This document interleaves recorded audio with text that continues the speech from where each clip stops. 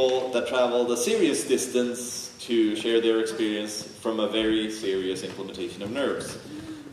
So for many years, Nerves has had a serious following in Japan. We know the community there as NervesJP, and they've showed up at NervesConf US. They contribute custom systems, they contribute to documentation, to various libraries. And so we see them both at sort of the core of Nerves and way out in the fringes doing stuff with hardware we've never seen before. It's kind of wild. And we now have the pleasure to introduce multiple members of the Japanese Nerves community.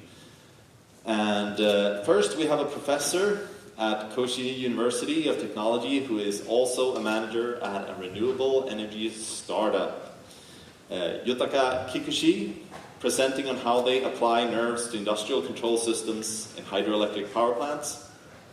And he's followed by Ryota KINUKAWA, you may know him as Pajiro, who will cover the hands-on implementation, a lot of the work that went in on-site for these power plants.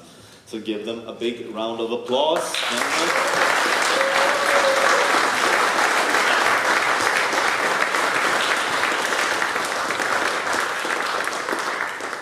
And may HDMI be with you.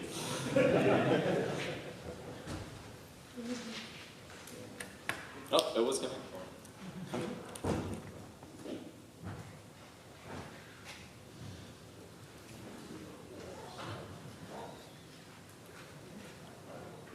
Yes. Okay. First try. Good job.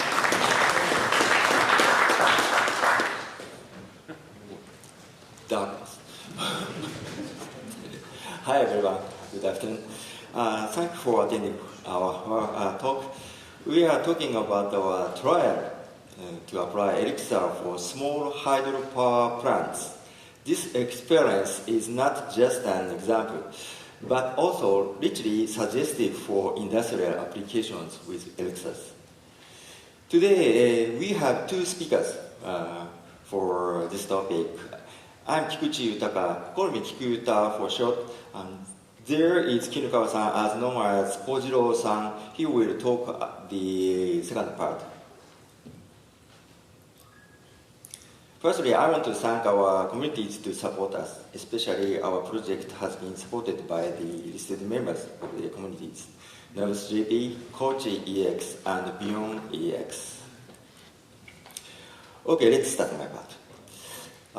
When you make industrial machinery, in many cases you use computer called PLC to control your system.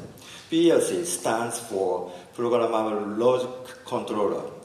Unfortunately, we cannot say that PLCs incorporate the achievements of modern computer science. We want to use more, are there no PLC relation persons? No? Okay. We want to use more rational and enjoyable way.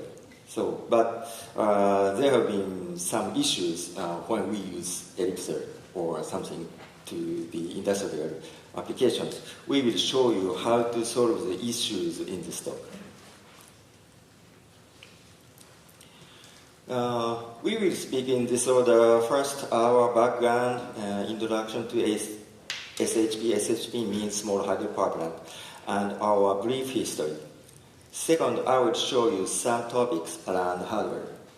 Following my talk, Pojiro-san will talk about the software of this project.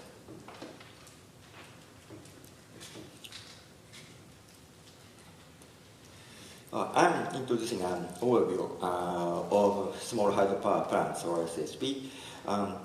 Intake here gets water from. Did you see the line? Yes. Okay. Intake gets water from some higher altitude place over here, and bringing water flow to the head tank to get higher pressure with a penstock, and so that you can get electrical power in powerhouse. The power you get depends on that flow and the head of the altitude difference. Head means here. Okay. In the powerhouse, there is some equipment. Turbine converts water pressure to the torque, and the generator converts rotation torque into electrical power. And there is some power control system in the switchboards. The transformer matches the generator output to the grid voltage. And all the facilities are regulated and controlled with the control system here. Today's topic is how to make the control system with Excel. This slide shows a brief history of our work of SHP. I have engaged in this business since 2011.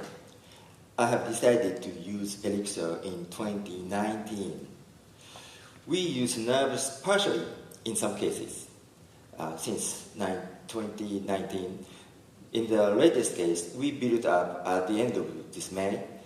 The latest SHP uses Nerves to control all the system on our original Linux boxes.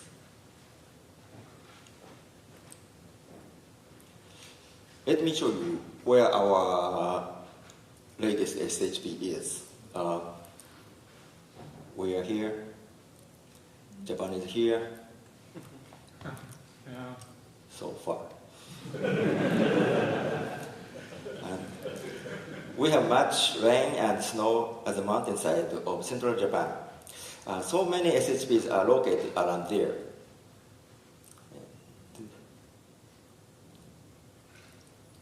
The SHP is located at the Nozawa Onsen village. Here is Tokyo. About 2 hours by bullet train from Tokyo to Nozawa Onsen. So they have much snow. You can enjoy skiing from December to April. Onsen means that hot spring. So you can enjoy hot spring at the same location. This is this slide shows the layout of the SHP. Right-hand side is high altitude. Left-hand side is low altitude. River flows from right-hand side to left-hand side. So there is a small river along the ski course. The name is Honsawa. Here is intake facility to take water from the river. And here is the powerhouse. And there is pen stop between the intake and the powerhouse to get high pressure water.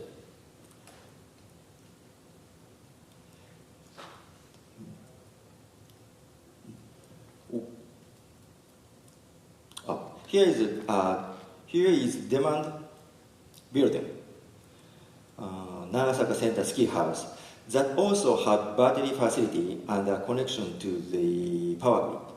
Powerhouse and Nagasaka Center Ski House are connected by a 3-phase power line. Moreover, all the buildings are connected with optical fibers for communications. This figure was a snapshot of the website that displays the current status of the system. It shows the basic structure of the Honsawa SHP. The energy from powerhouse is consumed by Nagasaka Center Ski House and charging battery. When the battery becomes full, the powerhouse interrupts the generation. And that time, Nagasaka Center Ski House uses its power from the battery. When the battery charge will be down, the powerhouse will restart the generation. If the generation power is not enough for the demand, the system gets power from the power grid.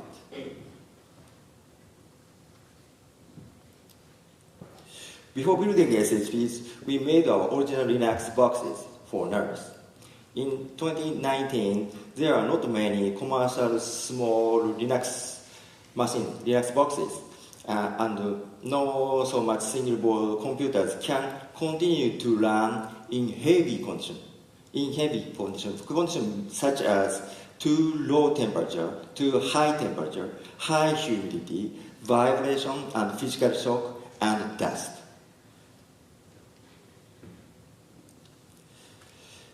Here comes Elixir machines named HB, pronounced HB. The board is based on BeagleBone Green, which is a BeagleBoard clone by Seed Studio. Because they are in open source, the circuit schematic and the information about kernel helped us so much to design the circuit boards and build the Nerves kernel.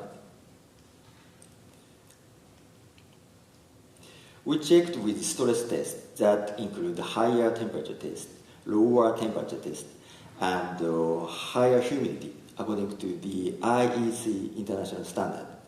This is a test scene. It took around almost 1 day. Also, we checked our boxes with vibration and physical shock according to the international standard.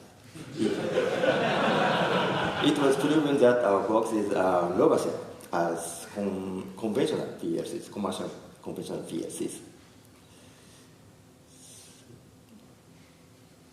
This figure shows the overview of the control system. The left-hand side is Nagasaka Center ski house. The right-hand side is the power house. They are connected via Ethernet with optical fibers, also connected to the internet via a small router. There are many digital input and outputs inside of the switchboards and some analog inputs and outputs using current loops, PT100 temperature sensor, and so on. Most devices are connected, most devices are connected via Modbus TCP.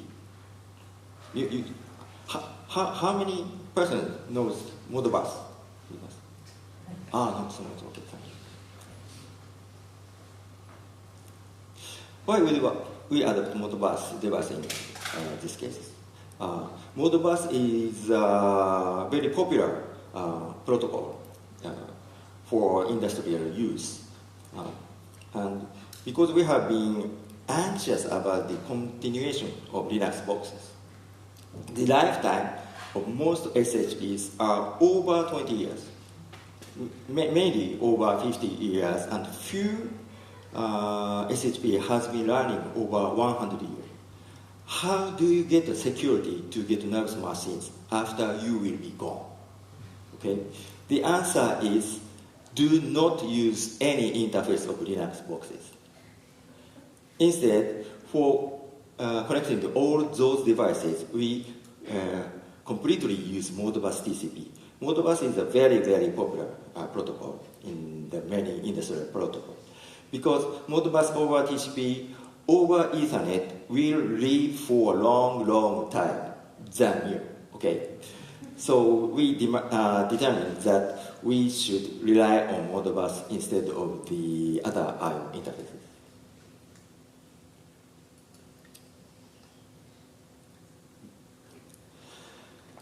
These photos are inside of the powerhouse. This is pencil from the intake, bringing high pressure water.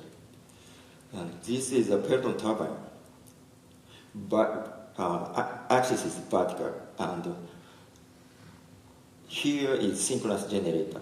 The output is almost around 50 kilowatts. And here is switchboard. Left-hand side photo shows the inside of the switchboard. There are circuit breakers, magnet contacts, relays,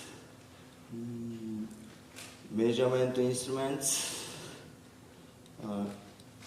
generator regulation equipment, and so on. And Here is our Linux machine, HB. And all devices are connected via Modbus, as I said. So, okay, my part was finished. Professor Pujiro-san, get ready? Okay.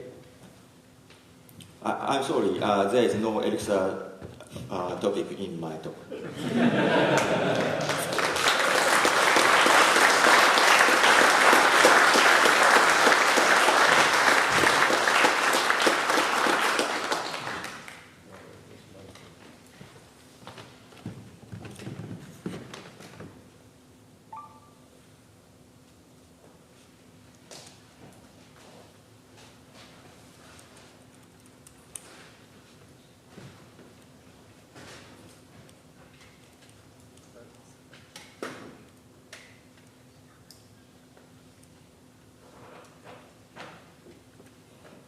Okay, so from here I will talk about the small hydro plants we implemented in Elixir. We both are alchemists, but in this project he is the system architect and I am the main programmer. In my part, I focus on the implementation. First, here is my part outline. First, the system map, which is focused on network topology. Then, how the nerves node communicate. Next, generator control and fault monitoring. And finally, off-site and on-site working. This is the system map. He already showed the big picture, so I will focus on the network.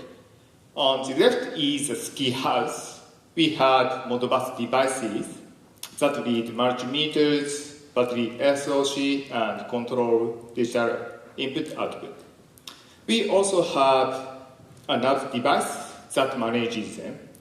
A hub connected to the plant through optical fiber. At the plant, other NAV device controlled many DIOs and collects temperatures, voltage, RPM, and so on, like head stance, turbidity, or water level for Modbus devices.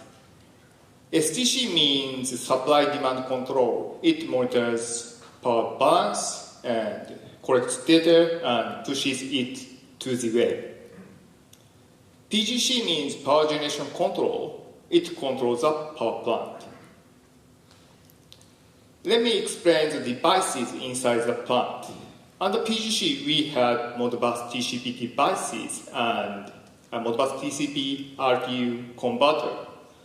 On the TCP side, we read digital input for operator inputs and digital out for actuators. These are input valve and these are needle valve. We also read generator coil and bearing temperatures. On the converter side, we read voltages from multimeters and the generator RPM. This slide shows we use Modbus TCP for data communication. So why did we choose Modbus TCP? There are pros and cons, but pros he already explained. So everything runs over IP, so devices are easy to replace over 10 to 20 years. This plant might be used for decades. And cons. Modbus devices do not push data by themselves, so we must pull them from nerves on a fixed cycle, periodically, I mean. About the polling cycle, we must catch edges on momentary switches. Momentary switches are not toggle, just push and back switches. We must catch the edges operated by humans. Our experiments showed that 100 milliseconds enough to detect those. So in this system, we pull the data 100. In this system, we pull the data every 100 milliseconds. This is me. We are working at a control panel factory, but it was so cold, so I wore my hood and tested the switch. So cold. So which Modbus library did we use? So there are several Modbus libraries on Hex like Modbus or something, blah, blah, blah, blah.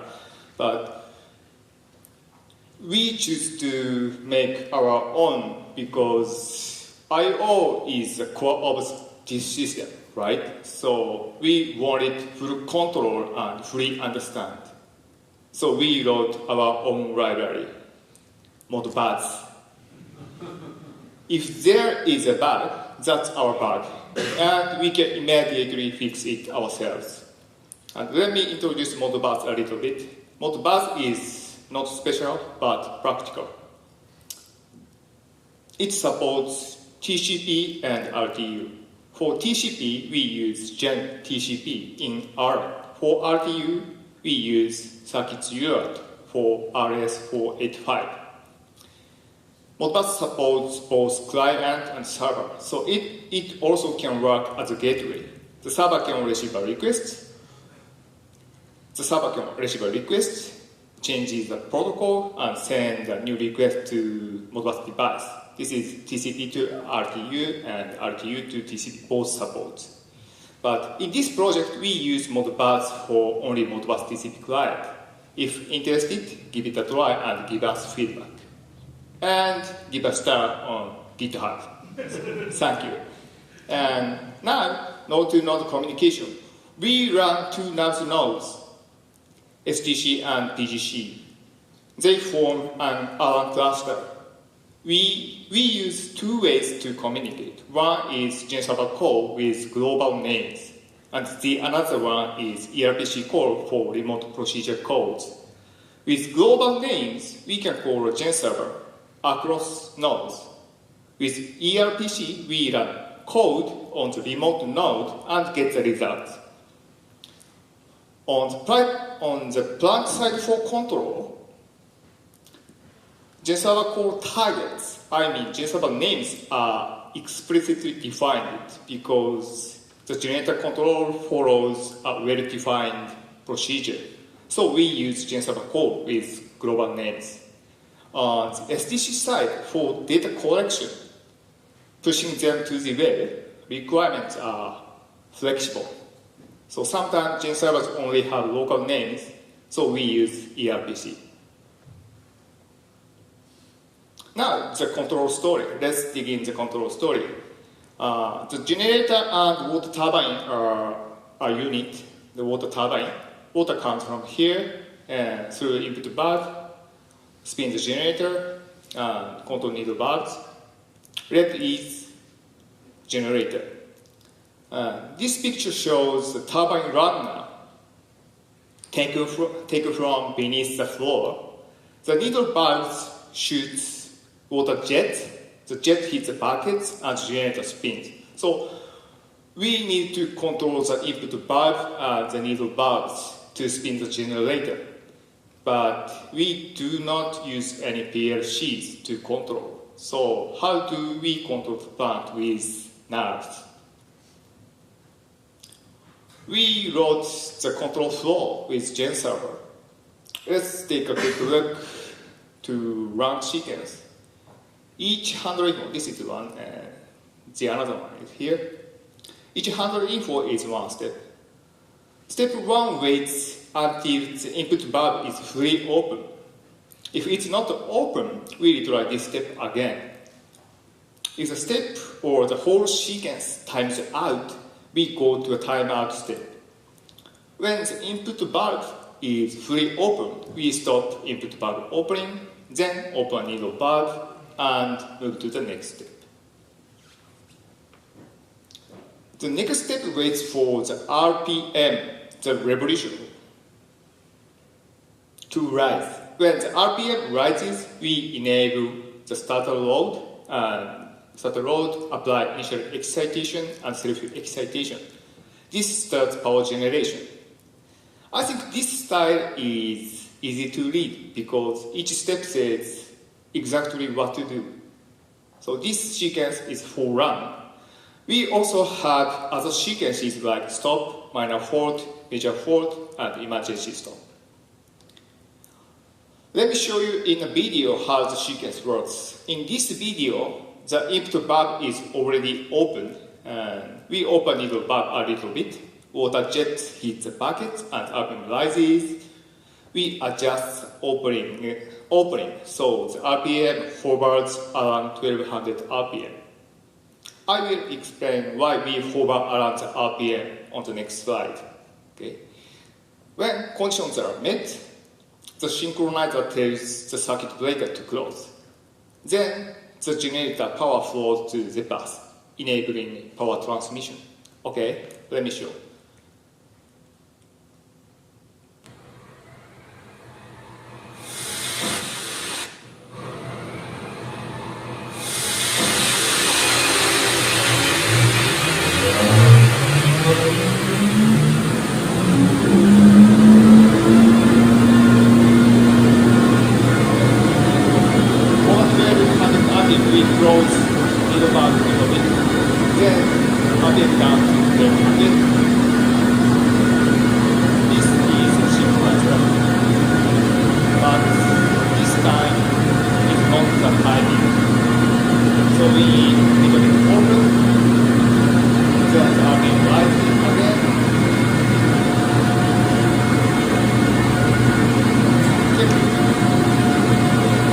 This is the timing.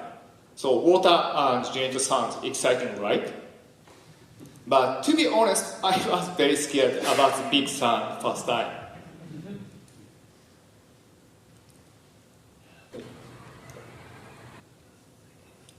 So why do we hover near 1200 RPM? Our generator is a synchronous generator. To connect to the bus, we must match voltage, frequency, and phase. For voltage, we use AVR. The AVR is a board which adjusts the voltage.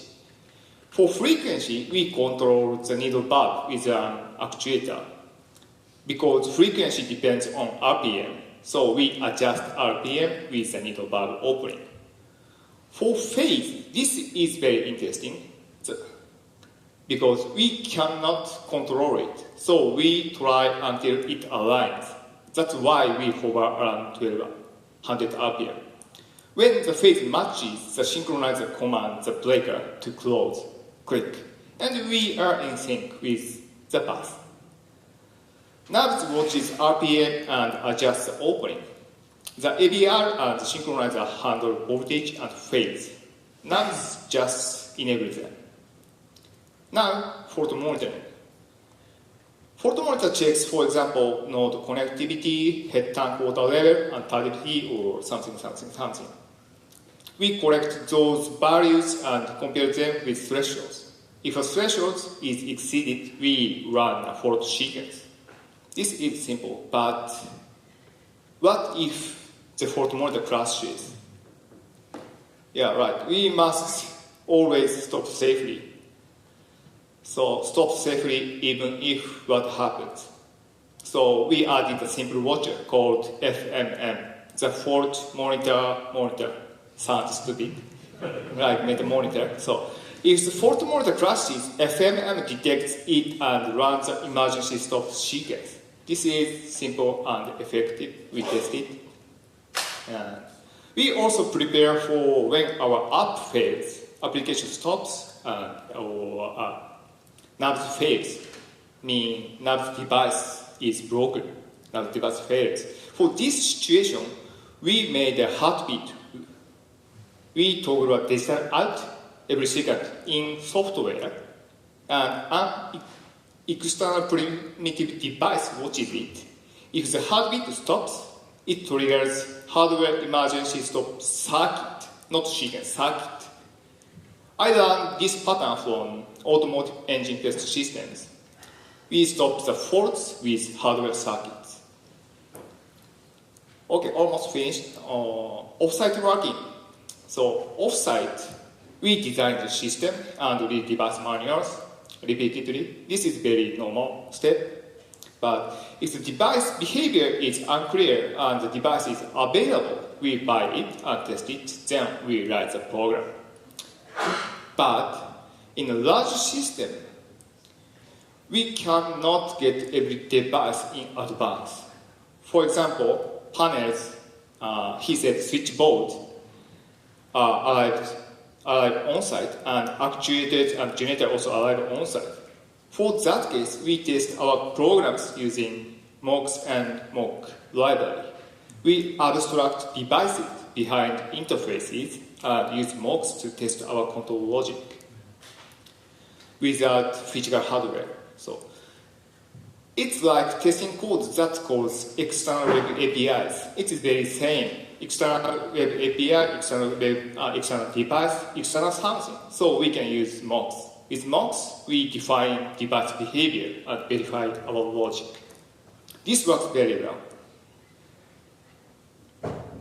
On-site, we do integration tests with real devices using a test suite. This is also very normal step. Our off-site tests were done well, so integration tests went smoothly. But we faced several issues that we didn't know off-site. The third needle bug had an initial defect and did not work. The needle bug opening for stable 1200 RPM was only found through on-site working. Water level control has a long delay from needle change to level response. We learned the delay on-site. What helped us for those? One is we wrote code that is easy to change. For initial defect, one gen server per needle bug and one aggregator process overhead. The logic does not assume the count of needles. So it works with 3 by little bit modifying. We could run with 3 needles until the replacement arrived. And I will introduce 2 useful libraries for on-site working. One is mix upload hot swap. One is live dashboard. Mix upload hot swap is a very, very useful library for mix task. We can use it lets us replace code on running nerves without uploading the firmware because they use we can use the hot swap. So one thing we need to be careful about is changes are not persistent, so it will disappear after a reboot. So we can use it only to try changes. If we are satisfied with the code, we commit and upload a new firmware. We use this for RPM hover logic and for water level control logic.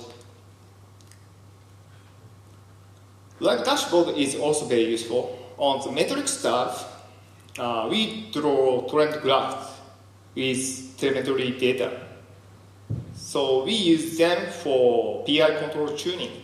This idea was introduced by Powell at the NAS meetup. So thanks to him and the organizer Alex, we can watch the video on YouTube. So if interested, check it out. On the process, this trend graph is water level and unified needle bug open ratio and PI, I think these error value. Okay. On the process tab, we check which processes are busy with reductions and message queue. A quick GUI view is very convenient during on-site working. Okay, let me end with a very happy moment. This video shows the first time the generator synchronized to the bus.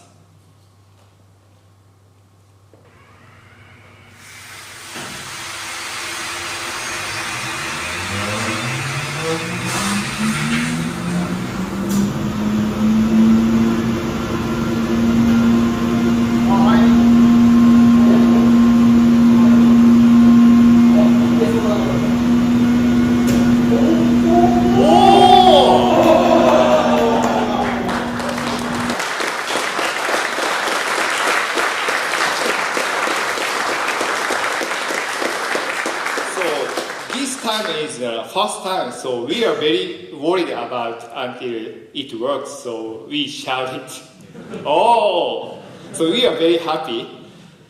So today I cannot cover everything what we did in this project, but I show the key points of our project.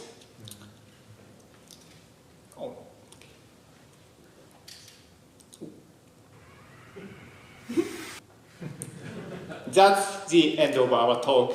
Let's keep building fun things with nerves. Thank you.